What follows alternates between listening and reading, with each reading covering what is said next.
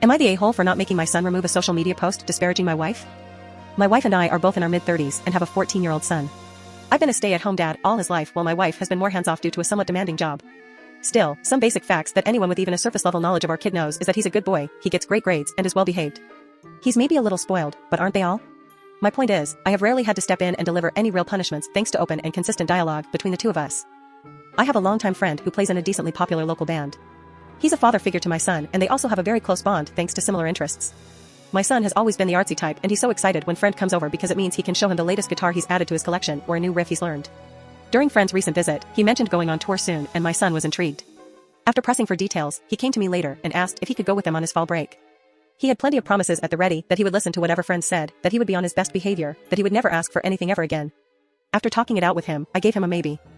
I reached out to friend for his thoughts, and he was all for it. I figured he wouldn't mind since he has a son around my kid's age who goes on tour